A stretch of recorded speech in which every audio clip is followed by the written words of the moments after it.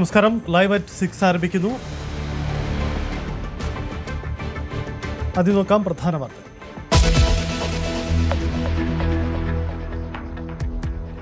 മന്ത്രി ഗണേഷ് കുമാറിനെതിരെ ഗുരുതര ആരോപണവുമായി ഭാര്യ ബിന്ദു മേനോൻ. ഗണേഷ് കുമാറിനെ വാളകത്തെ വീട്ടിൽ മോശം സാഹചര്യത്തിൽ കണ്ടു. ഗണേഷിൽ നിന്ന് മുമ്പും മോശം അനുഭവമുണ്ടായി.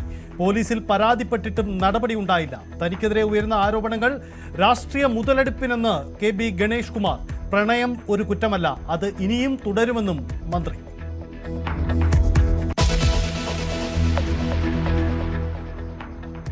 ഗണേഷ് കുമാറിനെതിരായ ആരോപണം രാഷ്ട്രീയ ആയുധമാക്കി പ്രതിപക്ഷം. മന്ത്രിയുടെ ഭാര്യയ്ക്ക് പോലും നീതിയില്ലെന്ന് VD സതീശൻ. മുഖ്യമന്ത്രി വിഷയത്തിൽ പ്രതികരിക്കണം. DGPക്ക് പരാതി നൽകി KSU. മന്ത്രിസഭയിൽ നിന്നും പുറത്താക്കണമെന്ന് മഹിളാ കോൺഗ്രസ്. ഗണേഷിന്റെ ഓഫീസിലേക്ക് BJP മാർച്ച്. പ്രതികരിക്കാതെ സർക്കാർ കേന്ദ്രങ്ങൾ.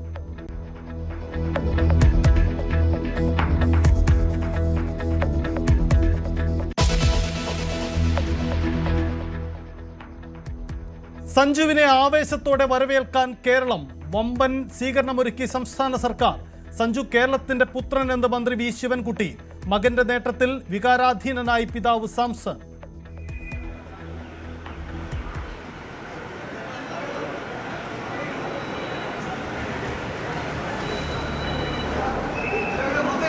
സഞ്ജു സാംസൺ തന്റെ ജന്മനാട്ടിലേക്ക് മടങ്ങി വരികയാണ്. രാജ്യത്തിന്റെ അഭിമാന താരമായ ക്രിക്കറ്റർ സഞ്ജു സാംസൺ കേരളത്തിലേക്ക് വരുന്നു.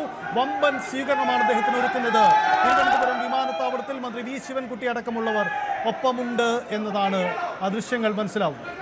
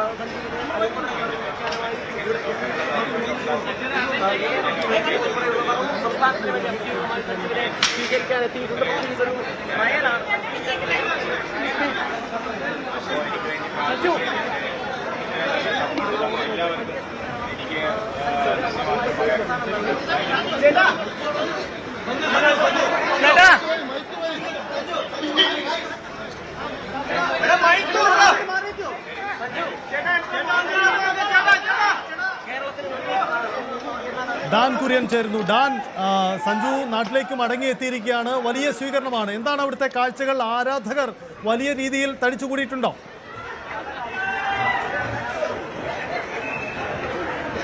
സംസ്ഥാന സർക്കാരിന്റെ ഔദ്യോഗികമായ സ്വീകരണം സഞ്ജു തലസ്ഥാനത്തെത്തുമ്പോൾ നൽകുമെന്ന് പ്രഖ്യാപിച്ചതിന് പിന്നാലെയാണ് വളരെ അപ്രതീക്ഷിതമായി ഇന്ന് വൈകുന്നേരം തന്നെ ഹലോ എയർവൈസിന്റെ സ്വകാര്യ ജെറ്റിൽ സഞ്ജു സാംസൺ തിരുവനന്തപുരത്തേക്ക് എത്തിയിരിക്കുന്നത്. അദ്ദേഹവും ഭാര്യയും ഒപ്പമാണ് ഇവിടെ വിമാനം ഇറങ്ങിയിരിക്കുന്നത്. അദ്ദേഹം വലിയ തരത്തിലുള്ള സ്വീകരണം ഒരുക്കാനുള്ള സമയം ക്രിക്കറ്റ് ആരാധകർക്ക് ലഭിച്ചില്ല എന്നതാണ് നിരാശയുളവാക്കുന്ന ഒരു കാര്യം. ഇപ്പോൾ എവിടേക്കാണ് പോകുന്നതെന്ന കാര്യം വ്യക്തമാക്കിയിട്ടില്ല. സഞ്ജുവിന്റെ വാഹനം പുറത്തേക്ക് എടുത്തിരിക്കുന്നു. അത് എവിടേക്കാണ്? അദ്ദേഹം വിഴിഞ്ഞത്തെ വസതിയിലേക്കാണോ അതോ എവിടേക്കാണ് പോകുന്നതെന്ന കാര്യം വ്യക്തമാക്കിയിട്ടില്ല. പക്ഷേ സഞ്ജു സാംസന്റെ വാഹനം പോലീസ് അകമ്പടിയോടെ വിമാനത്താവളത്തിൽ നിന്ന് പുറത്തേക്ക് പോയിരിക്കുന്നു. ഒരുപക്ഷെ അദ്ദേഹത്തിന്റെ മാതാവ് ആരോഗ്യപരമായ ചില പ്രശ്നങ്ങളെ തുടർന്ന് ഏതാനും ദിവസങ്ങളായി ഒരു സ്വകാര്യ ആശുപത്രിയിൽ ചികിത്സയിലായിരുന്നു. അമ്മയെ കാണാനായിട്ടാണോ വളരെ പെട്ടെന്നുള്ള ഈ മടങ്ങിവരവ് എന്ന് അറിയില്ല. പക്ഷെ അത്തരത്തിലുള്ള ചില സൂചനകളുണ്ട്. എന്തായാലും സംസ്ഥാന സർക്കാരിന് വേണ്ടി മന്ത്രി V ശിവൻകുട്ടിയാണ് വിമാനത്താവളത്തിലെത്തി അദ്ദേഹത്തെ പൂച്ചെണ്ട് നൽകി സ്വീകരിച്ചത്. ഈ വാർത്തയറിഞ്ഞ് സഞ്ജു എത്തുന്ന വാർത്തയറിഞ്ഞുകൊണ്ട് ക്രിക്കറ്റ് ആരാധകർ, ഈ സമീപ പ്രദേശങ്ങളിലുള്ള തീരമേഖലകളിലൊക്കെയുള്ള ക്രിക്കറ്റ് ആരാധകർ ഇവിടേക്ക് ഓടിയെത്തേണ്ട കാഴ്ചയുണ്ടായിരുന്നു. പക്ഷേ ഇവിടെ നിന്ന് എവിടേക്കാണ് പോയിരിക്കുന്നത്? വിഴിഞ്ഞത്തുള്ള വസതിയിലേക്കാണോ അതോ അമ്മയെ കാണാനായിട്ടാണോ? എവിടേക്കാണ് പോയതെന്ന കാര്യത്തിൽ വ്യക്തതയില്ല.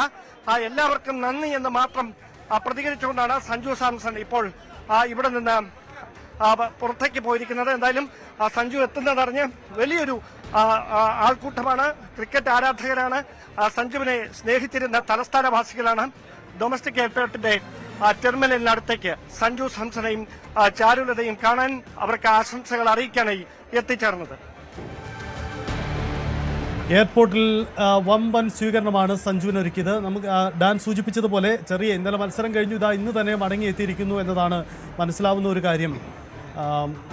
ഡാൻ, ഈ സഞ്ജു മടങ്ങി വരുന്നു എന്നത് സ്വാഭാവികമായും വലിയ രീതിയിൽ ആരാധകരുടെ ഒരു പങ്കാളിത്തം ഉണ്ടാവേണ്ടതാണ്. ഇന്ന് അവിടെ മന്ത്രിമാർ വി ശിവൻകുട്ടിയുണ്ട്. അദ്ദേഹം രാവിലെ തന്നെ പറഞ്ഞിരുന്നു സംസ്ഥാന സർക്കാർ വലിയ സ്വീകരണം ഒരുക്കുന്നത്. മറ്റെന്തെങ്കിലും സ്വീകരണ പരിപാടികൾ വരും ദിവസങ്ങളിൽ ഉണ്ടാകുമോ? സഞ്ജുവിൻ്റെ മടക്കയാത്ര, അടുത്ത പരിപാടികൾ, എന്തെങ്കിലും സൂചനകൾ ലഭ്യമാകുന്നുണ്ടോ? നമുക്കിപ്പോൾ ലഭിക്കുന്ന വിവരം കോവളം ലീല ഹോട്ടലിലേക്കാണ് അദ്ദേഹം പുറപ്പെട്ടിരിക്കുന്നത്. പോലീസിന്റെ അകമ്പടിയിൽ കോവളത്തെ ലീല ഹോട്ടലിലേക്കാണ് സഞ്ജുവുമായി വാഹനവ്യൂഹം വിമാനത്താവളത്തിൽ നിന്ന് തിരിച്ചിരിക്കുന്നത് എന്നാണ് നമുക്ക് ലഭിക്കുന്ന സൂചന. വീട്ടിലേക്ക് അദ്ദേഹം ഇപ്പോൾ മടങ്ങില്ല. മറ്റ് ചില സ്വീകരണ പരിപാടികളൊക്കെ ഉണ്ടായി. ഞാൻ നേരത്തെ സൂചിപ്പിച്ച പോലെ അമ്മയുടെ ചില ആരോഗ്യ പ്രശ്നങ്ങൾ, അതുമായി അവർ ആശുപത്രിയിൽ ചികിത്സയിലായിരുന്നു. അതുകൊണ്ട് തന്നെയാണ് കുടുംബത്തിന് അഹമ്മദാബാദിലേക്ക് ഈ ചരിത്ര നിമിഷം നേരിൽ കാണാൻ കടന്നുപോകാൻ കഴിയാതിരുന്ന ഒരു സാഹചര്യം ഉണ്ടായത്. അതുകൊണ്ട് തന്നെ ഒരുപക്ഷെ അമ്മയുടെ അടുത്തേക്ക് പോകുന്നതിനായിരിക്കും ആദ്യ പരിഗണന നൽകുക. അതിനുശേഷം മാത്രമേ മറ്റ് ചടങ്ങുകളിലൊക്കെ പങ്കെടുക്കുകയുള്ളൂ എന്നാണ് സൂചന. എന്തായാലും സംസ്ഥാന സർക്കാരിന് വേണ്ടി മന്ത്രി വി ശിവൻകുട്ടി ഇവിടെ എത്തി അദ്ദേഹത്തിന് പൂച്ചെണ്ട് നൽകിക്കൊണ്ട് സംസ്ഥാനത്തിന്റെ ആദരവ് അറിയിച്ചിട്ടുണ്ട്. ഒരുപക്ഷെ ഒരു ചരിത്ര വിജയത്തിലേക്ക് ഇന്ത്യയെ നയിക്കുന്നതിൽ നിർണായകമായ പങ്കുവഹിച്ച സഞ്ജു സാംസൺ സൂര്യകുമാർ യാദവിന് പിന്നാലെ ഇന്ത്യൻ ടീമിന്റെ ക്യാപ്റ്റനായേക്കുമെന്നുള്ള വാർത്തകൾ ഒരു ഭാഗത്ത് നിറയുന്നതിനിടയിലാണ് അദ്ദേഹം തലസ്ഥാനത്തേക്ക് വിമാനമിറങ്ങിയിരിക്കുന്നത്. അങ്ങനെയെങ്കിൽ ഈ അഭിമാന നിമിഷത്തിൽ, അതായത് അഹമ്മദാബാദിലെ നരേന്ദ്രമോദി സ്റ്റേഡിയത്തിൽ 130 കോടി ജനങ്ങളുടെ ആവേശം നെഞ്ചിലേറ്റിക്കൊണ്ട് 2020 ലോകകപ്പിന്റെ നിർണായകമായ ഫൈനലിൽ ചരിത്ര വിജയത്തിലേക്ക് ഇന്ത്യയെ ആവേശപൂർവ്വം ബാറ്റ് ചെയ്ത് നയിച്ച സഞ്ജു സാംസണാണ്. അതിന്റെ ആവേശം തെല്ലും ചോരാതെ വലിയ അഭിമാനത്തോടെ തലസ്ഥാനത്ത് ഇപ്പോൾ വിമാനമിറങ്ങിയിരിക്കുന്നത്. അദ്ദേഹം ഏതാനും വാക്കുകളിൽ മാത്രം അദ്ദേഹത്തിന്റെ സന്തോഷം പങ്കുവെച്ചുകൊണ്ട്, എല്ലാവർക്കും നന്ദി എന്ന് മാത്രം പറഞ്ഞുകൊണ്ട് മിതമായ വാക്കുകളിൽ സന്തോഷം പങ്കുവെച്ച് അദ്ദേഹം കോവളത്തേക്ക് പുറപ്പെട്ടിരിക്കുകയാണ് തന്റെ പത്നിയോടൊപ്പം. എന്തായാലും അടുത്ത ദിവസങ്ങളിൽ ചില സ്വീകരണ പരിപാടികൾ സംസ്ഥാന സർക്കാർ ഔദ്യോഗികമായി സഞ്ജു സാംസണിന് വേണ്ടി ഒരുക്കുമെന്ന് തന്നെയാണ് നമുക്ക് അറിയാൻ കഴിയുന്നത്. അതിന്റെ തുടക്കമെന്ന വണ്ണമാണ് മന്ത്രി വി ശിവൻകുട്ടി നേരിട്ടെത്തി സർക്കാരിന്റെ ആദരവ് സഞ്ജു സാംസണെ അറിയിച്ചത്. സഞ്ജു എപ്പോൾ വരുമെന്ന കാര്യത്തിൽ ഒരു അനിശ്ചിതത്വം നിലനിൽക്കുന്നുണ്ടായിരുന്നു. പക്ഷേ ഇന്ന് തന്നെ വളരെ അപ്രതീക്ഷിതമായി സഞ്ജു ഇവിടേക്ക് എത്തുകയുമായിരുന്നു. പക്ഷേ നേരത്തെ അറിയിച്ചത് വലിയ തരത്തിൽ, അതായത് സർക്കാരിന്റെ വലിയ പ്രതിനിധികൾ, അതോടൊപ്പം കേരളത്തിലെ ക്രിക്കറ്റ് ആരാധകരൊക്കെ ഒരുമിച്ച് വിമാനത്താവളത്തിലേക്ക് എത്തി സഞ്ജുവിന് വലിയൊരു സ്വീകരണം ഒരുക്കുന്ന ഒരു ചടങ്ങായി ഇത് മാറുമെന്നായിരുന്നു പ്രതീക്ഷ. പക്ഷേ വളരെ അപ്രതീക്ഷിതമായി ഇന്ന് വൈകുന്നേരം തന്നെ ഇവിടേക്ക് എത്താനുള്ള ഒരു തീരുമാനം സഞ്ജു സാംസൺ എടുക്കുകയായിരുന്നു. അങ്ങനെയാണ് അഹമ്മദാബാദിൽ നിന്ന് ഹലോ എയർവേസിന്റെ പ്രത്യേക ജെറ്റ് വിമാനത്തിൽ, ചാർട്ടർ ചെയ്ത വിമാനത്തിൽ സഞ്ജുവും ഭാര്യയും അല്പസമയം മുമ്പ് തിരുവനന്തപുരം ഡൊമസ്റ്റിക് എയർപോർട്ടിൽ വിമാനമിറങ്ങി ഇപ്പോൾ കോവളത്തേക്ക് പുറപ്പെട്ടിരിക്കുന്നത്. ഒരുപക്ഷെ അടുത്ത ദിവസം മാധ്യമങ്ങളെ വിശദമായി കാണാം, തന്റെ അനുഭവങ്ങളൊക്കെ പങ്കുവെക്കാമെന്ന് പറഞ്ഞുകൊണ്ടാണ് ഇവിടെ നിന്ന് സഞ്ജു സാംസൺ മടങ്ങിയിരിക്കുന്നത്. എന്തായാലും കേരളത്തെ സംബന്ധിച്ച്, കേരളത്തിലെ ക്രിക്കറ്റ് ആരാധകരെ സംബന്ധിച്ചൊക്കെ വലിയ അഭിമാനകരമായ ഒരു നിമിഷം. ആ നിമിഷത്തിലാണ് സഞ്ജു സാംസൺ ക്രിക്കറ്റ് ആവേശം തെല്ലും ചോരുന്നതിന് മുമ്പ് തന്നെ ഇവിടേക്ക് പറന്നിറങ്ങിയിരിക്കുന്നത്. ആവേശം അദ്ദേഹത്തിന്റെ വാക്കുകളിലുണ്ടായിരുന്നു, അദ്ദേഹത്തെ കാണാനെത്തിയവരുടെ മുഖത്തുണ്ടായിരുന്നു. എന്തായാലും കേരളത്തെ സംബന്ധിച്ച് വലിയ നിർണായകമായ, അതായത് കേരളത്തിലെ ക്രിക്കറ്റ് ആരാധകരെ സംബന്ധിച്ച് വലിയൊരു അഭിമാന നിമിഷം തന്നെയാണ് അഹമ്മദാബാദിലെ നരേന്ദ്രമോദി സ്റ്റേഡിയത്തിൽ ഇന്നലെ പറഞ്ഞത്. ഒരുപക്ഷെ അടുത്ത ഇന്ത്യൻ ടീമിന്റെ ക്യാപ്റ്റനായി വിഴിഞ്ഞത്തിന്റെ പുത്രനായ സഞ്ജു സാംസൺ മാറുമെന്ന വലിയ അഭ്യൂഹങ്ങളൊക്കെ നിലനിൽക്കുന്നുണ്ട്. അതിനിടയിലാണ് സഞ്ജു ഇവിടേക്ക് വിമാനമിറക്കിയിരിക്കുന്നത്. അങ്ങനെയെങ്കിൽ അത്തരം നല്ല വാർത്തകൾക്കായി ക്രിക്കറ്റ് ആരാധകർ കാത്തിരിക്കുകയാണ് കേരളത്തിലും ഇന്ത്യയിലും എമ്പാടും. ഡാൻ സൂചിപ്പിച്ചതുപോലെ കേരളം പ്രതീക്ഷിക്കുകയാണ് ഏറെ. അതായത് കഠിനാധ്വാനത്തിന്റെയും നിശ്ചയദാർഢ്യത്തിന്റെയും പ്രതീകം സഞ്ജു. അതാണ് സഞ്ജുവിന് ഇപ്പോൾ കൈവരുന്ന ഇമേജ്. കാരണം പലപ്പോഴും പുറത്താക്കപ്പെടും ടീമിൽ നിന്ന്, അതല്ലെങ്കിൽ ക്രിക്കറ്റിൽ പ്രതീക്ഷിച്ച വലിയ വിജയങ്ങൾ ഉണ്ടാവില്ല എന്ന് തോന്നലുള്ള ഘട്ടങ്ങളിലെല്ലാം കരുത്തുറ്റ പ്രകടനവുമായി തിരിച്ചെത്തി എന്നതാണ് സഞ്ജുവിൻ്റെ പ്രത്യേകത. അതുതന്നെയാണ് ഇന്നലെ നമ്മൾ കാണുകയും ചെയ്തത്. അങ്ങനെ ഇനി സഞ്ജു ഇന്ത്യയുടെ ദേശീയ ടീമിൻ്റെ ക്യാപ്റ്റനാകുമോ എന്ന വളരെ പ്രതീക്ഷ നൽകുന്ന, ആകാംക്ഷ നൽകുന്ന ചില ചോദ്യങ്ങളും പ്രതീക്ഷകൾ കൂടി ബാക്കിയാവുകയാണ്. എന്തായാലും സഞ്ജു വിശദമായി മാധ്യമങ്ങളെ കണ്ടേക്കാം. ഇന്ന് അദ്ദേഹം മടങ്ങി വരുന്നത് കുടുംബത്തിൻ്റെ അമ്മയുടെ ആരോഗ്യ പ്രശ്നങ്ങളോ അല്ലെങ്കിൽ മറ്റെങ്കിലോ കാരണങ്ങൾ കൊണ്ടാവാം. എന്തായാലും അദ്ദേഹം ചാർട്ട് ചെയ്ത പ്രത്യേക ഫ്ലൈറ്റിലാണ് അഹമ്മദാബാദിൽ നിന്നും തിരുവനന്തപുരം എത്തിയത്. നോക്കാം നമുക്ക് ഈ മണിക്കൂറുകളിലെ തലക്കെട്ടുകൾ.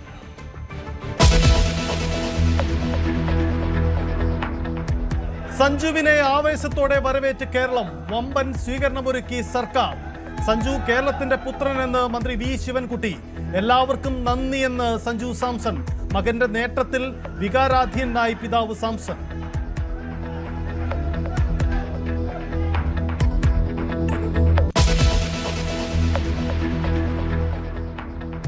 മന്ത്രി ഗണേഷ് കുമാറിനെതിരെ ഗുരുതര ആരോപണവുമായി ഭാര്യ ബിന്ദു മേനോൻ. ഗണേഷ് കുമാറിനെ വാളകത്തെ വീട്ടിൽ മോശം സാഹചര്യത്തിൽ കണ്ടു.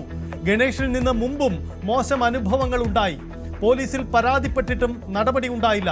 തനിക്കെതിരെ ഉയർന്ന ആരോപണങ്ങൾ രാഷ്ട്രീയ മുതലെടുപ്പിനെന്ന് കെ ബി ഗണേഷ് കുമാർ. പ്രണയം ഒരു കുറ്റമല്ല, അത് ഇനിയും തുടരുമെന്നും മന്ത്രി.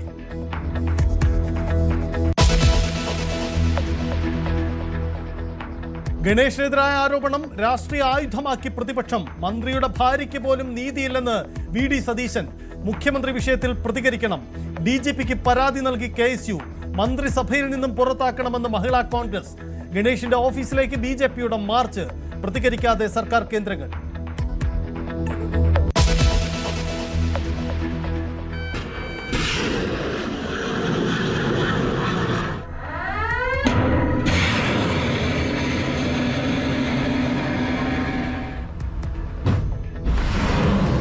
പത്താം നാളും പശ്ചിമേഷ്യ അശാന്തമായി തുടരുന്നു. ഇറാൻ പുതിയ പരമോന്നത നേതാവായി മുസ്തഫ ഖമനയെ തെരഞ്ഞെടുത്തു. അക്രമത്തിൽ സൗദിയിൽ ഇന്ത്യക്കാരടക്കം 2 പേർ മരിച്ചു. ക്രൂഡ് ഓയിൽ വില ബാരലിന് $100.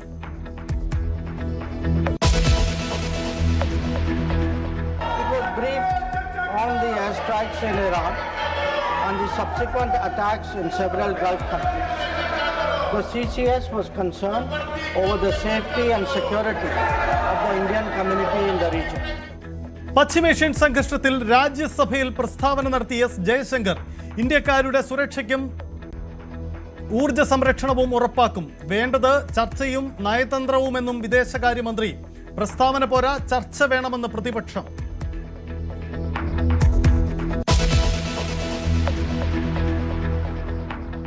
നാട്ടികയിലെ തർക്കത്തിൽ വെട്ടിലായി CPI നേതൃത്വം.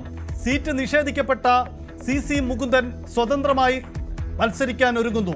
നാട്ടിക സീറ്റ് പേയ്മെന്റ് സീറ്റാക്കിയെന്ന് MLAയുടെ ആരോപണം. മുകുന്ദനെ ഒപ്പം നിർത്താൻ UDFന്റെ നീക്കം. അനുനയ നീക്കവുമായി CPI നേതൃത്വം.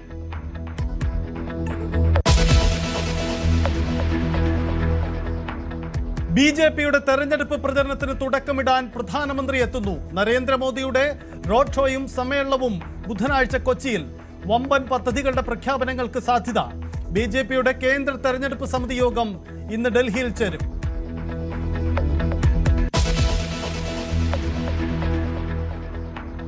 പാലക്കാട് സ്വതന്ത്രനായി മത്സരിക്കാനില്ലെന്ന് രാഹുൽ മാങ്കൂട്ടത്തിൽ. പാർട്ടിക്കായി പ്രചരണത്തിനുമില്ല. സ്ഥാനാർത്ഥി ചർച്ചകൾക്കായി കോൺഗ്രസ് നേതാക്കൾ ഡൽഹിയിലേക്ക്.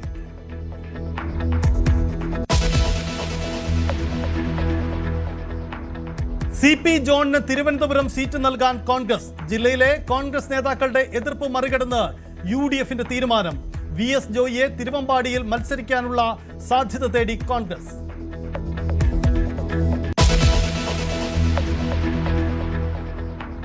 മഞ്ചേശ്വരത്തെ സ്ഥാനാർത്ഥി നിർണയത്തെ ചൊല്ലി CPMൽ തർക്കം. ജില്ലാ സെക്രട്ടേറിയറ്റ് അംഗം ജയാനന്ദയ്ക്ക് പകരം ഷാനവാസ് പാദൂരിനെ മത്സരിപ്പിക്കണമെന്ന് DYFI. അടൂരിൽ പ്രജി കണ്ണനെ മത്സരിപ്പിക്കുന്നതിനെതിരെ CPIയിലും തർക്കം.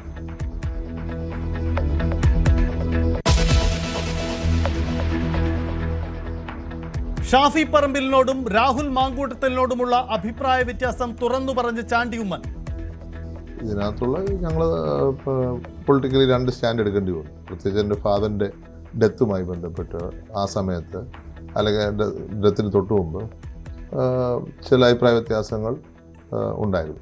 അഭിപ്രായ വ്യത്യാസം വന്നപ്പോൾ അതിൻ്റെതായ ഇഷ്യൂസാണ്, അല്ലാതെ പൊളിറ്റിക്കൽ ഇഷ്യൂസാണ്. അത് തെരഞ്ഞെടുപ്പിൽ കുടുംബത്തിൽ നിന്ന് മറ്റൊരു സ്ഥാനാർത്ഥി ഉണ്ടാവാനുള്ള സാധ്യത തള്ളി ചാണ്ടി. ഞാൻ നേരത്തെ ഒരു ഇന്റർവ്യൂവിൽ പറഞ്ഞ പോലെ 6 എത്തിയിട്ട് പാലം അന്വേഷിക്കുന്നില്ല. 6 എത്തുന്നതിന് മുമ്പ് ഞങ്ങൾ അന്വേഷിക്കുന്നു.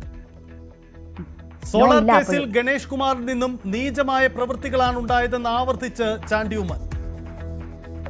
അദ്ദേഹത്തെ പോലെ ഒരാളിൽ നിന്ന് ഇത് എക്സ്പെക്ട് ചെയ്യുന്നില്ല എന്ന് മാത്രമല്ല ഞാൻ പറഞ്ഞത്. വേറെ ഞാൻ പറഞ്ഞു, ഇത്രയും അടുപ്പം ഉണ്ടായിരുന്ന ഒരാളിൽ നിന്ന് ഇങ്ങനെ കേൾക്കുമ്പോൾ ഇതേപോലെ ഒരു കാര്യം ഞങ്ങൾ എക്സ്പെക്ട് ചെയ്തിരുന്നില്ല.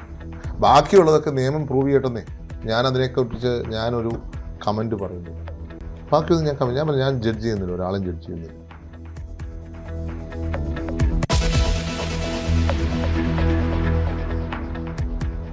സമരം ശക്തമാക്കി യുണൈറ്റഡ് നഴ്സസ് അസോസിയേഷൻ. അനിശ്ചിതകാല പണിമുടക്കുമായി നഴ്സുമാർ. കൊച്ചി ആസ്റ്റർ മെഡിസിറ്റിയിൽ പ്രതിഷേധം. അത്യാഹിത വിഭാഗങ്ങളിൽ ജോലിക്ക് കയറിയത് 56 പേർ മാത്രം. മന്ത്രി റിയാസിനെതിരെ കൂകി വിളിച്ച് പ്രതിഷേധം.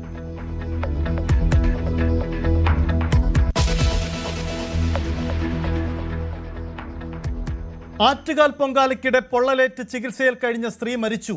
ജീവൻ നഷ്ടമായത് കോഴിക്കോട് വെസ്റ്റ് ഹിൽ സ്വദേശി വിജിഷയ്ക്ക്. അപകടം പൊങ്കാലയ്ക്കിടെ സാരിയിൽ തീ പടർന്നു.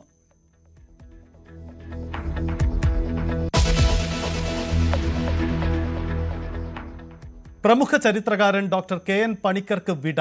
അന്ത്യം തിരുവനന്തപുരത്തെ സ്വകാര്യ ആശുപത്രിയിൽ ചികിത്സയിലിരിക്കെ. ഓർമ്മയാകുന്നത് മതനിരപേക്ഷത ഉയർത്തിപ്പിടിച്ച ചിന്തകൻ.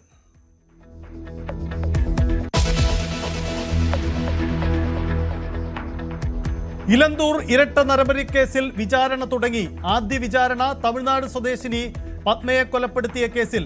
റോസ്ലിന്റെ കൊലപാതക കേസിൽ വിചാരണ 12-ന് ആരംഭിക്കും.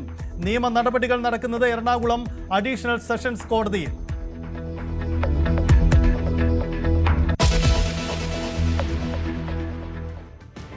വിശദമായി കടക്കുമ്പോൾ കുടുംബ തർക്കത്തിൽപ്പെട്ട് മന്ത്രി KB ഗണേഷ് കുമാർ വീണ്ടും വിവാദത്തിൽപ്പെടുകയാണ്. മന്ത്രിക്കെതിരെ പരാതിയുമായി ഭാര്യ ബിന്ദു മേനോൻ രംഗത്തു വന്നു.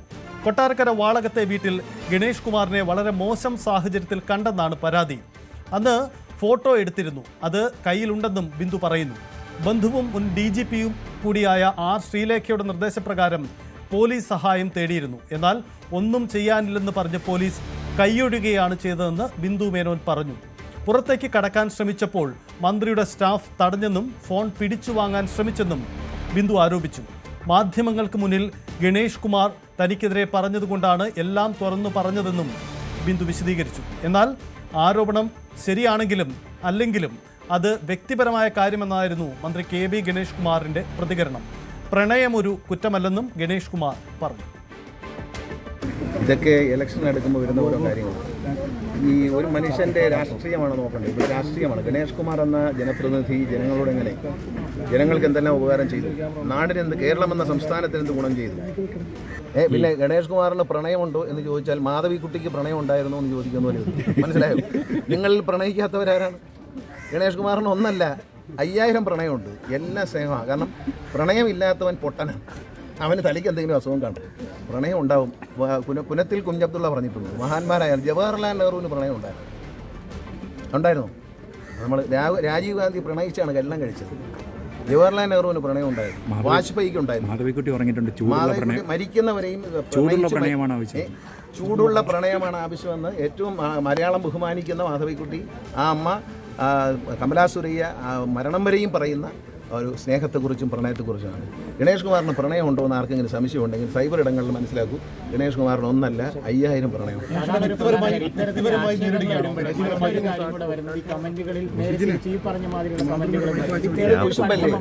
അത് തെരഞ്ഞെടുപ്പ് എടുത്തുകൊണ്ടാണെന്ന് നിങ്ങൾക്ക് മനസ്സിലാകും. കാരണം ഒരാളെ തെരഞ്ഞെടുപ്പെടുത്തപ്പോൾ ഞാൻ അഴിമതിക്കാരനാണെന്ന് പറയാൻ പറ്റില്ല, ഇടുകാര്യസ്ഥയുള്ളവനാണെന്ന് പറയില്ല, ഞാൻ ജനങ്ങളെ ദ്രോഹിച്ചു. ഇവിടെ ഇപ്പം നിൽക്കുന്ന ജനങ്ങൾ മുഴുവൻ എന്നെ സ്നേഹിക്കുന്നവരാണ്, എന്നെ അവരുടെ സഹോദരങ്ങളായിട്ട് കാണുന്നവരാണ്. അവരെ നിങ്ങൾ ഇവിടെ കുറേ നേരമായിട്ട് കണ്ടുകൊണ്ടിരിക്കുന്നല്ലോ. ഞാൻ അവർക്ക് വേണ്ടി ചെയ്യുന്ന നല്ല കാര്യങ്ങളെ കൂടെ നിൽക്കുന്നവരാണ്. ഒരുത്തന് രാഷ്ട്രീയത്തിൽ പാവപ്പെട്ടവൻ എന്ത് ചെയ്യുന്നു, പാവപ്പെട്ടവനെന്നോ പണക്കാരനെന്നോ നാടിനെന്ത് ചെയ്യുന്നു എന്ന് ചിന്തിക്കാനുള്ള ബുദ്ധി പത്തനാപുരത്തുകാർക്കുണ്ട്. ഇതിനേക്കാളും വലുത് കഴിഞ്ഞ മുമ്പത്തെ ഇലക്ഷനിലുണ്ടായിരുന്നു. 2013 ഞാൻ രാജിവെച്ചതിന് ശേഷം വന്ന ഇലക്ഷനിൽ എനിക്ക് ഭൂരിപക്ഷം കൂടി. എൻ്റെ മകൻ എന്നോട് ചോദിച്ചു, അച്ഛന് ഭൂരിപക്ഷം കൂടിയല്ലോ എന്ന് ചോദിച്ചു. ഇത്രയൊക്കെ ബഹളം ഉണ്ടായിട്ട് 2013 എന്നെ രാജിവെപ്പിച്ചു, കള്ളം പറഞ്ഞ് രാജിവെപ്പിച്ചു. വീട്ടിനകത്ത് നിന്ന് തന്നെ, എനിക്കെപ്പോഴും വീട്ടിനകത്ത് തന്നെയാണ് ശത്രുക്കൾ, വെളിയിൽ നിന്നാരും വരാറില്ല. ബഹുമാന VS അച്യുതാനന്ദൻ എല്ലാവരുടെയും അഴിമതി കണ്ടെത്തുന്ന അദ്ദേഹം പോലും ഞാൻ അഴിമതിക്കാരനല്ല എന്ന് അന്ന് പറഞ്ഞിട്ടുണ്ട്. എന്നെപ്പറ്റി നല്ല അഭിപ്രായം പറഞ്ഞിട്ടുണ്ട്. അപ്പം നിങ്ങൾ ആലോചിക്കേണ്ടത്, ഒരാൾ അഴിമതിക്കാരനല്ല, രാഷ്ട്രീയത്തിലാണ്. ഞാൻ വർഗീയവാദിയല്ല, ഞാൻ അഴിമതിക്കാരനല്ല. ഞാൻ ജനങ്ങളെ ദ്രോഹിക്കുന്നവനല്ല. KSRTC ജീവനക്കാരെ ഞാൻ ദ്രോഹിച്ചിട്ടില്ല.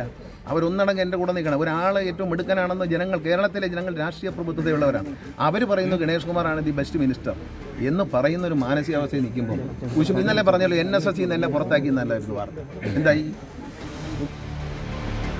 ഗണേഷിനെതിരായ ആരോപണം വലിയ രാഷ്ട്രീയ ആയുധമാക്കുകയാണ് പ്രതിപക്ഷം. മന്ത്രിക്കെതിരെ വലിയ നീക്കങ്ങൾക്കാണ് പ്രതിപക്ഷം ഒരുങ്ങുന്നത്. മന്ത്രിക്കെതിരെ KSUവിന്റെ സംസ്ഥാന വൈസ് പ്രസിഡന്റ് യദുകൃഷ്ണൻ DGPക്ക് പരാതി നൽകിയിട്ടുണ്ട്. വിഷയം രാഷ്ട്രീയ ആയുധമാക്കാൻ പ്രതിപക്ഷത്തിന്റെ തുടർ നീക്കങ്ങളും വരുന്നുണ്ട്. പോലീസ് ബിന്ദുവിന് സഹായം നൽകണം. മുഖ്യമന്ത്രി ഈ വിഷയത്തിൽ എന്ത് നടപടി സ്വീകരിക്കുന്നു എന്നറിയാൻ കാത്തിരിക്കുകയാണെന്ന് പ്രതിപക്ഷ നേതാവ് VD സതീശൻ പറഞ്ഞു. പക്ഷെ അവർ തന്നെ വന്ന് മാധ്യമങ്ങളോട് അവർക്കുണ്ടായ സംഭവങ്ങൾ വിവരിക്കുകയും അവിടെ പോലീസിന്റെ അനാസ്ഥയെ ചൂണ്ടിക്കാണിക്കുകയും, പോലീസ് അവരെ ഒരു സ്ത്രീയെ ഉപേക്ഷിച്ച് പോവാണ്. നിങ്ങളൊന്നത് ആലോചിച്ച് നോക്കിയേ. അവരുടെ പരാതിയുടെ പുറത്ത് വരുന്ന പോലീസ് അവരെ കാണാതെ അവരെ മുറിയിൽ അടച്ചു പൂട്ടിയിട്ട് അവരെ ബലപ്രയോഗം നടത്താണ് ഈ പേഴ്സണൽ സ്റ്റാഫ് മന്ത്രിയുടെ. എന്തൊരു പരിതാപകരമായ അവസ്ഥയാണ് ഇത്. എന്തൊരു മന്ത്രിസഭയാണ്. നാണമായിട്ട് വയ്യ നമുക്ക് നാണോ, ഇവർക്ക് നാണോ ഇല്ലെങ്കിൽ ഞങ്ങൾക്ക് നാണമായിട്ട് വയ്യ ഇത് കണ്ടിട്ട്. അദ്ദേഹത്തിന്റെ രാജി ആവശ്യപ്പെടുന്നുണ്ട്.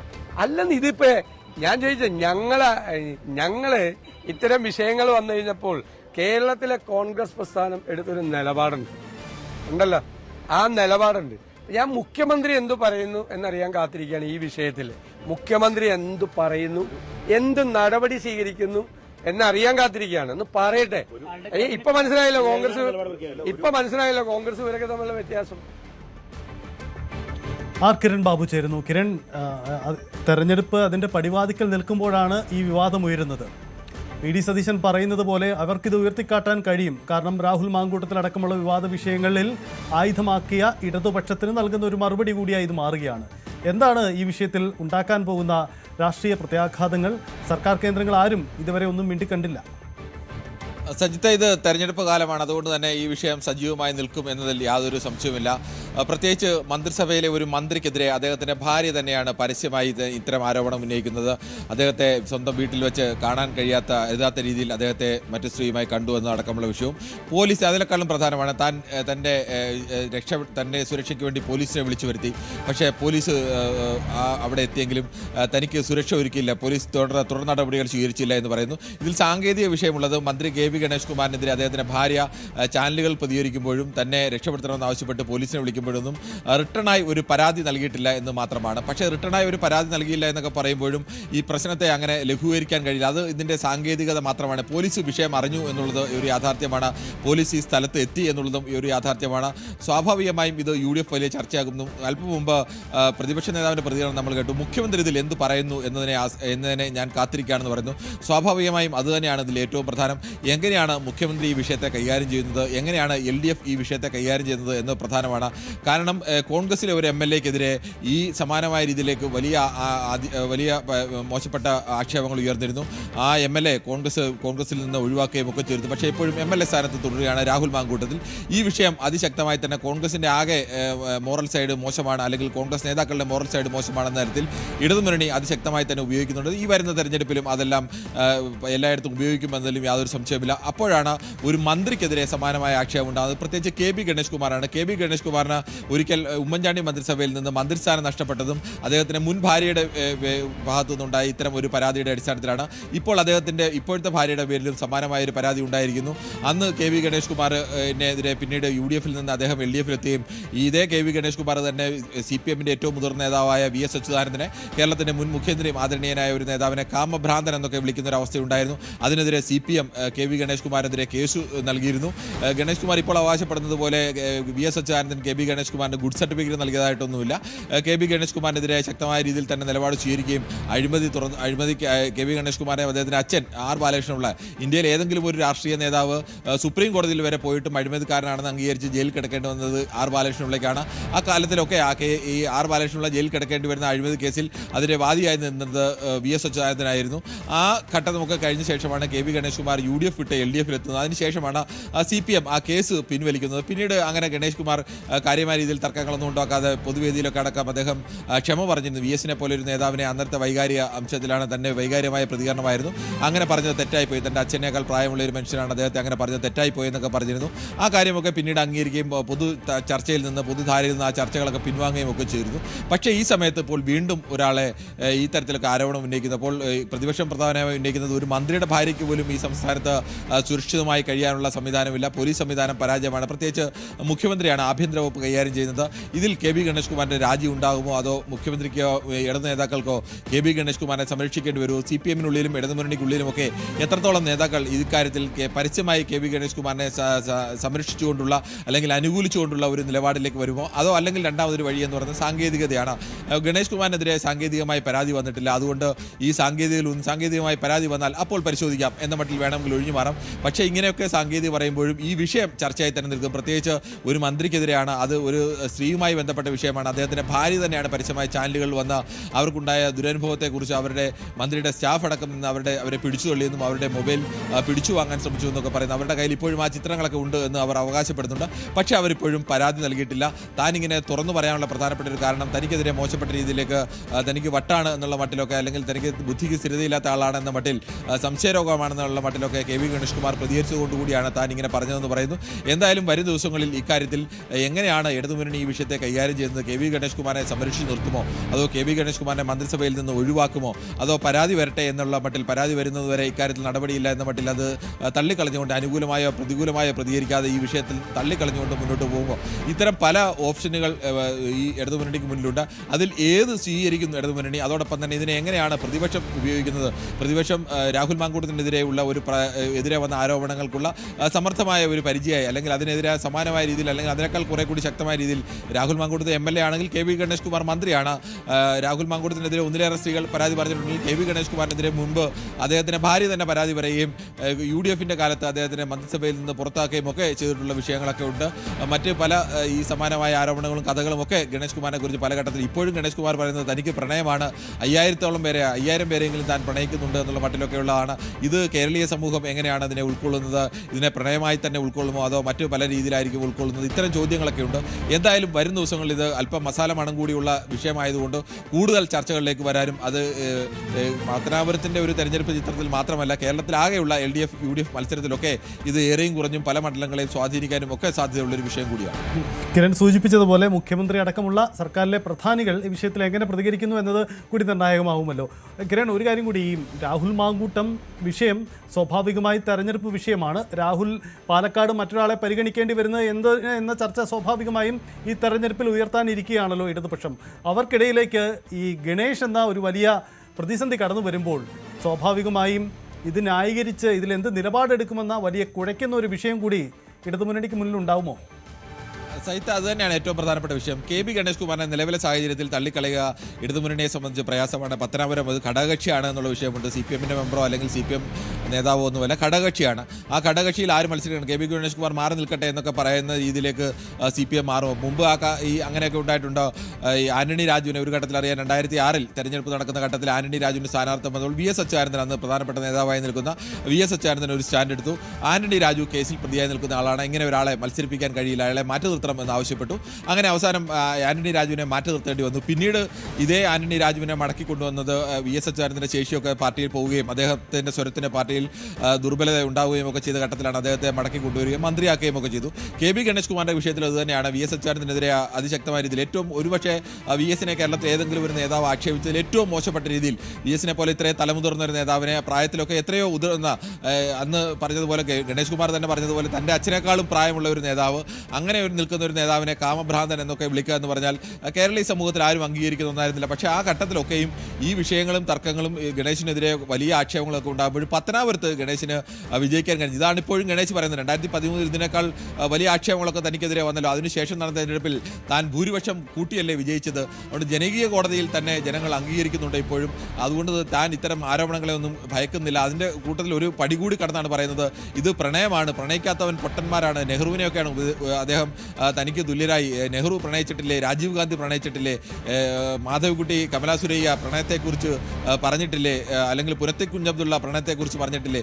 ഇത്തരം അദ്ദേഹം കമ്പയർ ചെയ്യുന്നത് നെഹ്റുവിനെ അടക്കമുള്ള നേതാക്കളുമായി അവർക്കൊക്കെ പ്രണയം ഉണ്ടായിരുന്നു. അതുകൊണ്ട് തനിക്കും പ്രണയമാണ്, തനിക്ക് എല്ലാവരോടും സ്നേഹമാണ്, 5000 പേരെ താൻ സ്നേഹിക്കുന്നുണ്ടെന്നുള്ള മട്ടിലൊക്കെയുള്ള ഒരു വീരവാദത്തിനടുത്തിൽ ഇങ്ങനെയൊക്കെ സംഭവിച്ചാലും തനിക്കൊന്നും സംഭവിക്കുന്നില്ല എന്നുള്ള മട്ടിലാണ് KB ഗണേഷ് കുമാർ പ്രതികരിക്കുന്നത്. അതിന് പ്രധാനപ്പെട്ട കാരണം പത്തനാപുരത്ത് ഇതൊക്കെ ഉണ്ടായാലും ഇതിനെ മറികടന്ന് പത്തനാപുരത്ത് ജനങ്ങളുടെ വോട്ട് കിട്ടും എന്നുള്ള ഒരു അമിതമായ ആത്മവിശ്വാസമാണ്. പക്ഷേ ഇടതുമുന്നണിയെ സംബന്ധിച്ച് ഇത് പത്തനാപുരത്തെ മാത്രം വിഷയമല്ല, കേരളത്തിലാകെ രാഹുൽ മാങ്കൂട്ടത്തിൻ്റെ വിഷയം ഉന്നയിച്ചുകൊണ്ട് കോൺഗ്രസിൻ്റെ യുവ MLA-മാരാകെ ഈ തരക്കാരാണ്, ഇവരാകെ മോശപ്പെട്ട പെരുമാറ്റക്കാരാണ് എന്ന മട്ടിൽ വലിയ പ്രചരണം ഇടതുമുന്നണി നടത്തുമ്പോൾ നിങ്ങളുടെ മന്ത്രി തന്നെ ഈ തരക്കാരനല്ലേ, മന്ത്രിക്കെതിരെ പരാതി വന്നിട്ട് നിങ്ങൾ എന്ത് ചെയ്തു? ഞങ്ങൾ രാഹുൽ മാങ്കൂട്ടത്തിനെതിരെ പരാതി വന്നപ്പോൾ മാറ്റി നിർത്തി, അല്ലെങ്കിൽ ഞങ്ങൾ അവിടെ സ്ഥാനാർത്ഥിയെ മാറ്റി പുതിയ സ്ഥാനാർത്ഥിയെ കൊണ്ടുവന്ന് പാർട്ടിയിൽ നിന്ന് ഒഴിവാക്കിയെന്നൊക്കെ പറയുമ്പോൾ ഗണേഷ് കുമാറെ സംരക്ഷിക്കുന്നില്ല എന്നുള്ള ചോദ്യം സ്വാഭാവികമായും പ്രതിപക്ഷത്തിൻ്റെ ഭാഗത്തുനിന്നുണ്ടാവും. അവിടെ എന്ത് മറുപടി പറയും എന്നുള്ളത് പ്രധാനമാണ്. അതിനു മുമ്പ് ചിലപ്പോൾ ഇടതുമുന്നണിയെ സംബന്ധിച്ച് ചിലപ്പോൾ കടുത്ത തീരുമാനത്തിലേക്ക് പോകാനുള്ള സാധ്യത നമുക്ക് പൂർണ്ണമായും തള്ളിക്കളയാനാവില്ല.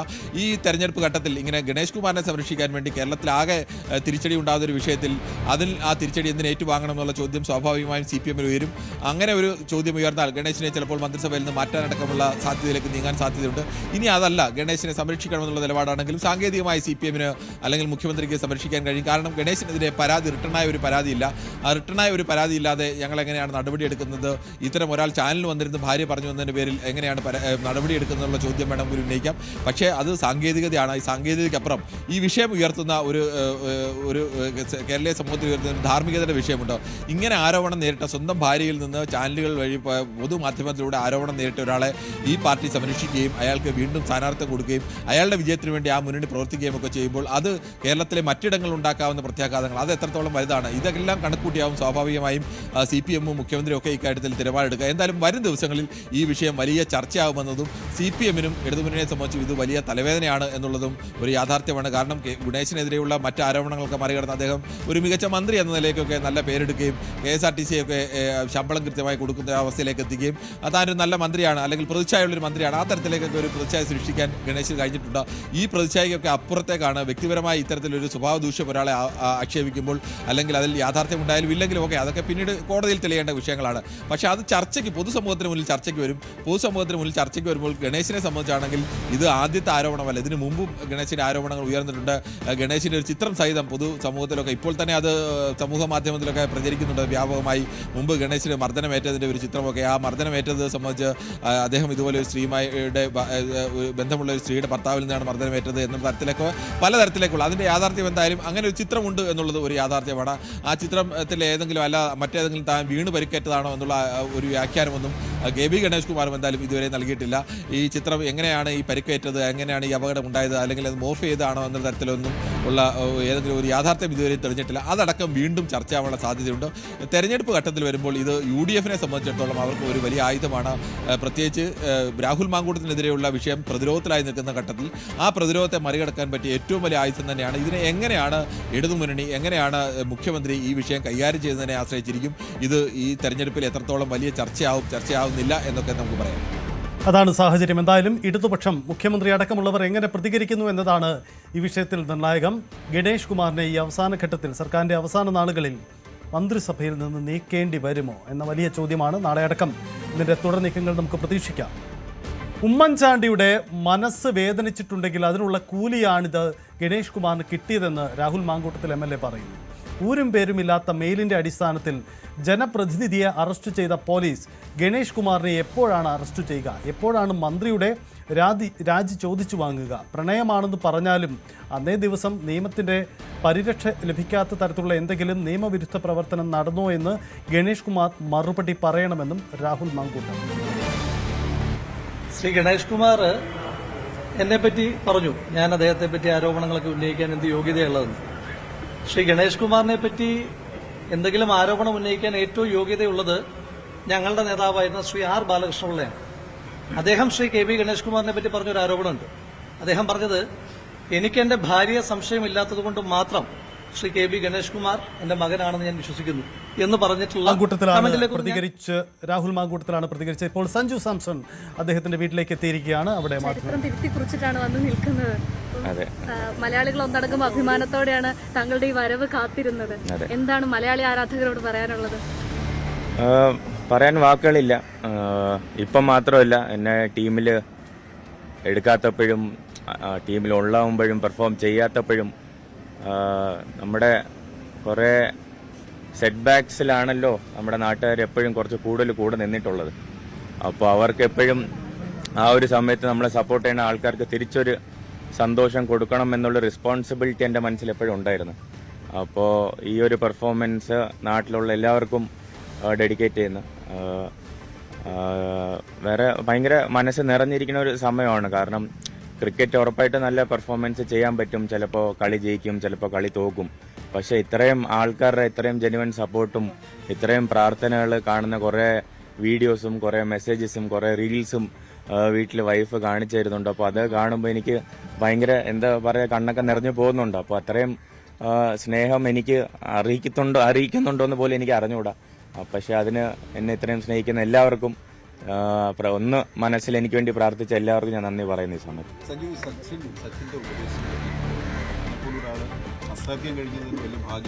അതെ അതെ അതെ അയ്യോ, അത് പറയാൻ പറ്റാത്തൊരു ഫീലിംഗ് ആയിരുന്നു. അപ്പോൾ ഞങ്ങൾ ടച്ചിൽ ഉണ്ടാവാറുണ്ടായിരുന്നു. കുറച്ച് വർഷങ്ങളായിട്ട് മെസ്സേജസ് അയക്കുന്നുണ്ടായിരുന്നു. IPL കാണുമ്പോഴൊക്കെ സംസാരിക്കാറുണ്ടായിരുന്നു. പക്ഷേ എനിക്കൊന്ന് മനസ്സൊന്ന് ഒന്ന് പാളി പോയപ്പോൾ എനിക്ക് എൻ്റെ ഇനി ആരെ വിളിച്ചാലാണ് ഒരു ഉപദേശം കിട്ടാൻ. അപ്പോൾ പിന്നെ ഒരു പേരെ മനസ്സിൽ വന്നിട്ടുള്ളൂ. അപ്പോൾ സാറിനെ വിളിച്ചപ്പോൾ സാറും ഭയങ്കര ജെന്യുവനായിട്ട് കണക്റ്റായി. അപ്പോൾ സാറും ഒരു 25 മിനിറ്റ് ഫോണിൽ കൂടെ എൻ്റെ അടുത്ത് സംസാരിക്കുകയുണ്ടായി. സാറിൻ്റെ കരിയറിൽ നടന്ന കുറേ കാര്യങ്ങൾ എൻ്റെ അടുത്ത് ഷെയർ ചെയ്തു. അപ്പോൾ എനിക്ക് ഈ സമയത്ത് എന്തൊക്കെയാണ് ചിന്തിക്കേണ്ട ആവശ്യമുള്ളത്, എങ്ങനെ പ്രാക്ടീസ് ചെയ്യണം, എങ്ങനെയാണ് ഈ സിറ്റുവേഷനെ കാണേണ്ടത്. അപ്പോൾ ഭയങ്കര ജെന്യുവനായിട്ട് എനിക്കത് ഹെൽപ്പ് ചെയ്തു. അപ്പോൾ ന്യൂസിലൻഡ് സീരീസിലും ഫോം ഔട്ട് ആയപ്പോൾ അത് കഴിഞ്ഞ് വിളിച്ചപ്പോഴും കുറേ ഉപദേശങ്ങളുണ്ടായിരുന്നു. വേൾഡ് കപ്പ് ഫൈനലിൻ്റെ തലേ ദിവസം വരെ സാറ് ഇങ്ങോട്ട് വിളിച്ച് ചോദിക്കുകയുണ്ടായി, എല്ലാം റെഡിയല്ലേ, ഹൗ ആർ യു ഫീലിംഗ് എന്നൊക്കെ പറഞ്ഞ് ചോദിച്ചു. അപ്പോൾ അതൊക്കെ ഒരു എന്തു പറയാനാണ്, എല്ലാവർക്കും കിട്ടുന്ന ഒരു ഭാഗ്യമല്ല. അപ്പോൾ അതെന്തോ എനിക്ക് കിട്ടിയതിൽ വലിയ സന്തോഷം. അതെ മെസ്സേജസ് അയക്കുന്നുണ്ടായിരുന്നു, കൺഗ്രാജുലേറ്റ് ചെയ്തായിരുന്നു. അതെ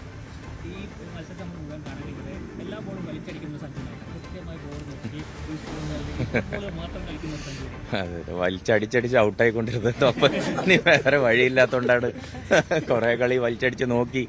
അപ്പോൾ അത് ശരിയായിട്ട് നടന്നില്ല. അപ്പോൾ നമ്മുടെ വീഴ്ചകളിൽ നിന്ന് പഠിക്കണമല്ലോ. അപ്പോൾ ഒരു 5 മാച്ച് ഇവിടെ സീരീസ് ഉണ്ടായിരുന്നപ്പോൾ എനിക്ക് നമ്മുടെ രീതി അതാണല്ലോ, നമ്മുടെ ശീലി അനുസരിച്ച് നമ്മൾ ഭയങ്കര സ്ട്രൈക്ക് റേറ്റ് കൂട്ടാൻ നോക്കി. പക്ഷെ അത് നടന്നിട്ടില്ല. അപ്പോൾ നമ്മൾ കുറച്ച് വേറെ ഗെയിം പ്ലാനോടെ ഈ വേൾഡ് കപ്പ് പ്രിപ്പയർ ചെയ്തായിരുന്നു. അതിൻ്റെ ഒരു ഇതാണ്.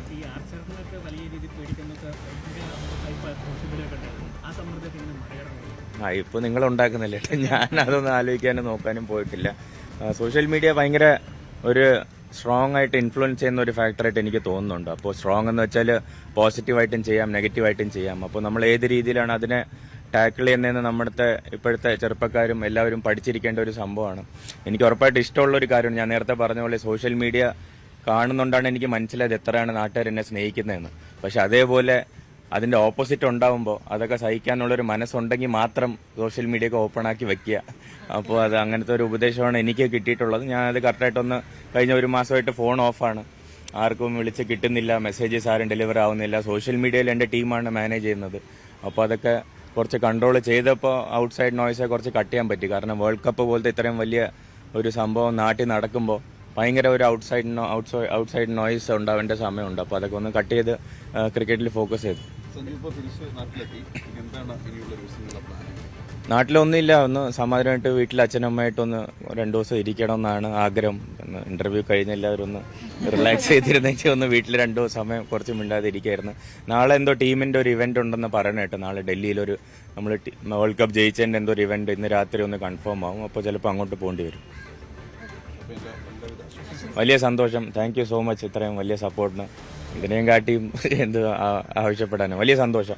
താങ്ക് യു എല്ലാവർക്കും. വലിയ താങ്ക് യു.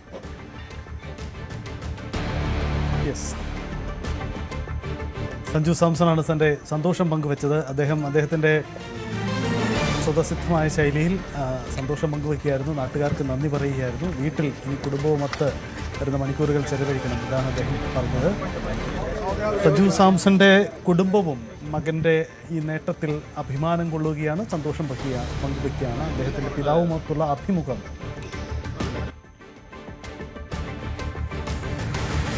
സൈബർ ആക്രമണത്തിൽ മമ്മൂട്ടിയോട് ക്ഷമ ചോദിച്ച് മുഖ്യമന്ത്രി. മനസ്സിന് വിഷമമുണ്ടായെങ്കിൽ പരസ്യമായി ക്ഷമ ചോദിക്കുന്നു. റഫീഖ്, വയനാട് ജില്ലാ സെക്രട്ടറി റഫീഖ് നല്ല നിലയിൽ ഇടപെടുന്നയാളാണ്. ക്യാമറ വസ്ത്രത്തിൽ വയ്ക്കുന്നവർ ഇത് വിവാദമാക്കിയെന്നും മുഖ്യമന്ത്രി. കേരളത്തിൻ്റെ മലയാളിയുടെ മഹാനടൻ മമ്മൂട്ടി, ആ സന്ദർശനം അദ്ദേഹം ആരെയും അറിയിച്ചുകൊണ്ട് പോയതല്ല. അദ്ദേഹത്തിന് തോന്നുന്നു അവിടെ എത്തണമെന്ന്. കാരണം എല്ലാ ഘട്ടത്തിലും കേരളത്തിൻ്റെ നന്മയ്ക്ക് വേണ്ടി നിലകൊള്ളുന്ന വ്യക്തികളിൽ പ്രമുഖ സ്ഥാനത്തിരിക്കുന്നവരിൽ ഒരാളാണ് മമ്മൂട്ടി. നമുക്കെല്ലാവർക്കും അറിയാം. നിരവധി ജീവകാരുണ്യ പ്രവർത്തനങ്ങളിൽ, സാമൂഹ്യ രംഗത്തുള്ള പ്രവർത്തനങ്ങളിൽ എല്ലാം അദ്ദേഹം ഇടപഴകുന്നുണ്ട്. അങ്ങനെ പിന്നീട് ഒരു കാര്യം വന്നപ്പോൾ ഞാൻ അദ്ദേഹത്തിൻ്റെ ചില സുഹൃത്തുക്കളോട് അന്വേഷിച്ചപ്പോഴാണ് മനസ്സിലാകുന്നത്, ചെന്നൈയിൽ നിന്ന് നന്നേ കാലത്ത് കണ്ണൂരെത്തി, കണ്ണൂരോ കോഴിക്കോടോ എത്തി, അവിടുന്ന് കോഴിക്കോടാണ് എത്തിയത്, അവിടുന്ന് വയനാട്ടിലേക്ക് പോവുകയാണ്. അവിടെ എത്തി അത് കാണുക, അതിൻ്റെ ഭാഗമാവുക എന്നതായിരിക്കും അദ്ദേഹത്തിൻ്റെ ഉദ്ദേശം. ആ നല്ല മനസ്സോടെയാണ് അദ്ദേഹം ഇവിടെ എത്തുന്നത്. നമ്മുടെ നാട്ടിൽ എന്തിനേയും വിവാദമാക്കാൻ തയ്യാറാകുന്ന ആളുകളുണ്ടല്ലോ. അപ്പം അദ്ദേഹം എത്തി അവിടെ വീടുകളെല്ലാം സന്ദർശിക്കുന്നു. അതിൻ്റെ ആൾക്കാരുണ്ട് അവിടെ, എല്ലാ ഘട്ടത്തിലും അവരുണ്ട്. അവർ വീടുകൾ കാണിച്ചു കൊടുക്കുന്നു, കാര്യങ്ങൾ വിശദീകരിച്ചു കൊടുക്കുന്നു. അപ്പോൾ അവിടുത്തെ ഇത്തരം കാര്യങ്ങളിൽ സാധാരണഗതിയിൽ നല്ല നിലക്ക് അവിടെ ഇടപെട്ടുകൊണ്ടിരിക്കുന്ന ഒരു പൊതുപ്രവർത്തകനാണ് ആ ജില്ലയിലുള്ള CPIM-ൻ്റെ ജില്ലാ സെക്രട്ടറി റഫീഖ്. ആ ചെറുപ്പക്കാരനും അവിടെയുണ്ട്. ഇദ്ദേഹത്തിൻ്റെ കൂടെ നിൽക്കുന്നു, ഇദ്ദേഹത്തിൻ്റെ കൂടെ പോകുന്നു. അപ്പോൾ ആരെയും അറിയിച്ചുകൊണ്ടുള്ള യാത്രയല്ല മമ്മൂട്ടിയുടേത്.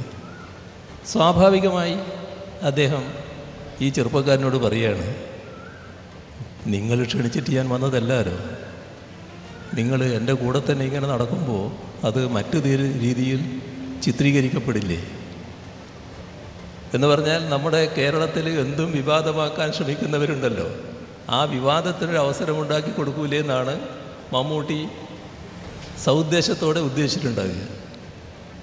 ഇത് തീർത്തും വ്യക്തിപരമായി പറഞ്ഞൊരു കാര്യമാണ്, ഒരു ക്യാമറയുടെയും മുന്നിൽ പറഞ്ഞതല്ല.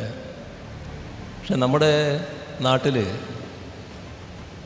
ക്യാമറയും ശരീരത്തിൽ വെച്ച് നടക്കുന്ന ധാരാളം ആളുകൾ ഇപ്പോൾ ഉണ്ട്. ആ കൂട്ടത്തിൽ ഒരാൾ ഇവരുടെ അടുത്ത് നിൽക്കുന്നുണ്ടാവും. ഇപ്പോൾ നമ്മുടെ ഷർട്ടിന് ബട്ടണുണ്ട്. ഈ ബട്ടൺ സാധാരണ ബട്ടൺ എല്ലാവർക്കും ഉണ്ടല്ലോ. എന്നാൽ ചില ബട്ടൺ ക്യാമറയായിരിക്കും. നമ്മുടെ പോക്കറ്റിൽ പേനയുണ്ട്, ചില പേന ക്യാമറയായിരിക്കും, നമ്മളറിയില്ല. അപ്പോൾ ഇത് വിവാദമാക്കാൻ താല്പര്യമുള്ളവർ വലിയ തോതിൽ വിവാദമാക്കിയിട്ടു. വി അരുൺ ചേരുന്നുണ്ട്. അരുൺ, മുഖ്യമന്ത്രിയുടെ ഈ നിലപാട് യഥാർത്ഥത്തിൽ ഇടതുപക്ഷ സൈബർ അണികൾക്കുള്ള ഒരു സന്ദേശം കൂടിയല്ലേ? തീർച്ചയായിട്ടും ക്കെതിരെ വലിയ സൈബർ ആക്രമണം നടന്നിരുന്നു. CPM സൈബർ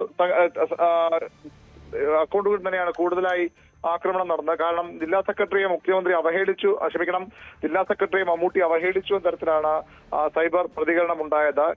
റഫീഖ് ഏറെ നാളായി അവിടെ ഈ ദുരന്തമുഖത്ത് പ്രവർത്തിച്ച ആളാണ്. DYFIയുടെ ജില്ലാ സെക്രട്ടറി ആയ സമയത്താണ് ഈ ദുരന്തം ഉണ്ടാകുന്നത്. അങ്ങനെ ഒരാളെ വാർവെടുക്കാൻ പറഞ്ഞത് ഏത് മഹാനായാലും അത് അംഗീകരിക്കില്ലെന്ന് പറഞ്ഞുകൊണ്ടാണ് CPM സൈബർ സംഘങ്ങൾ മമ്മൂട്ടിക്കെതിരെ രൂക്ഷ വിമർശനം ഉന്നയിച്ചത്. അതിനാണ് ഇപ്പോൾ മുഖ്യമന്ത്രി പിണറായി വിജയൻ പരസ്യമായി ക്ഷമ ചോദിച്ചിരിക്കുന്നത്. അതേസമയം റഫീഖിനെ തള്ളിപ്പറയുന്നുമില്ല. പകരം അവിടെ ഇത് എല്ലാം വിവാദമാക്കാൻ ശ്രമിക്കുന്നവരുടെ കയ്യിൽ ഇത്തരമൊരു വിഷയം എത്തണ്ട എന്ന് പറഞ്ഞാണ് മമ്മൂട്ടി അത്തരമൊരു സതുദ്ദേശപരമായ ഒരു നിർദ്ദേശം നൽകിയത്. പക്ഷേ അത് ക്യാമറയിൽ വരികയും ശബ്ദം വരികയും അത് വിവാദമായി മാറുകയും ചെയ്യുകയായിരുന്നു. അതിൽ മമ്മൂട്ടിക്കുണ്ടായ മനോവിഷമത്തിനാണ് മുഖ്യമന്ത്രി പിണറായി വിജയൻ പരസ്യമായി ക്ഷമാപണം നടത്തിയിരിക്കുന്നത്. CPM സൈബർ അണികൾ നടത്തിയ ഇത്തരമൊരു വിമർശനത്തിനാണ് മുഖ്യമന്ത്രി തന്നെ നേരിട്ട് ഇപ്പോൾ മമ്മൂട്ടിയോട് ക്ഷമ ചോദിക്കുന്നത്.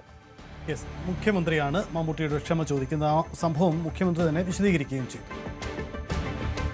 ലോക വനിതാ ദിനത്തോടനുബന്ധിച്ച് കോഴിക്കോട് ആസ്റ്റർ മിംസിലെ മുഴുവൻ വനിതാ ജീവനക്കാരും അവയവദാനത്തിനുള്ള സമ്മതപത്രം നൽകി. പദ്ധതിയുടെ ഉദ്ഘാടനം സിനിമാ താരം രമേശ് പിഷാരടി നിർവഹിച്ചു.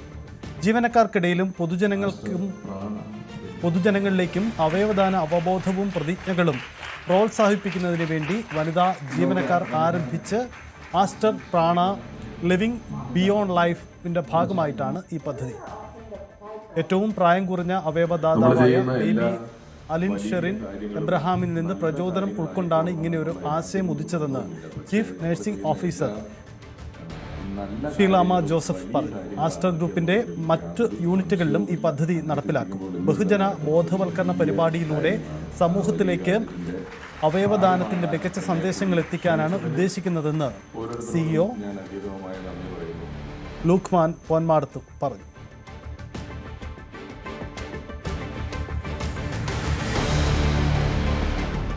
അന്താരാഷ്ട്ര വനിതാ ദിനാഘോഷത്തിന്റെ ഭാഗമായി തെരഞ്ഞെടുക്കപ്പെട്ട സ്ത്രീകൾക്ക് സൗജന്യ വിമാനയാത്രയ്ക്ക് അവസരം. 15 പേരെ നറുക്കെടുപ്പിലൂടെ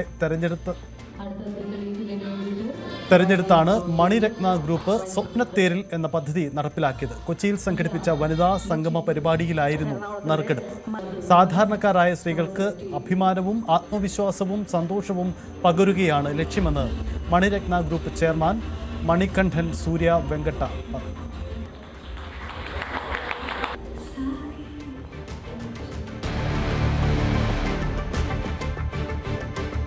ബീഹാറിലെ പട്നയിൽ ICL ഫിൻകോർപ്പിന്റെ റീജിയണൽ ഓഫീസും ബ്രാഞ്ചുകളും ഉദ്ഘാടനം ചെയ്തു. പട്ന ചിത്രഗുപ്ത നഗറിലെ കങ്കർ ബാഗിൽ രാജേന്ദ്ര നഗർ ടെർമിനലിന് എതിർവശം ഓൾഡ് ബൈപ്പാസ് റോഡിലാണ് റീജിയണൽ ഓഫീസ്.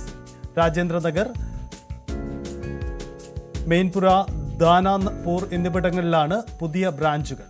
പാറ്റ്നയിലെ ബുദ്ധ് മാർഗിലുള്ള താജ് സിറ്റി സെന്ററിൽ കേന്ദ്രമന്ത്രി ജിതൻ റാം മാഞ്ചി ചടങ്ങ് ഉദ്ഘാടനം ചെയ്തു. Rituraj Kumar MLA guest of ഓണറായിരുന്നു.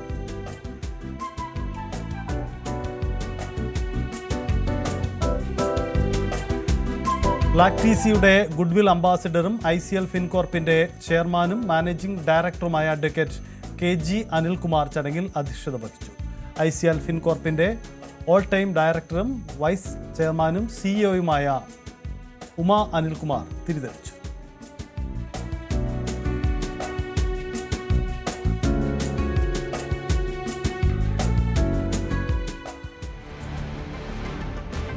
പൂർണ്ണമാവുന്നു.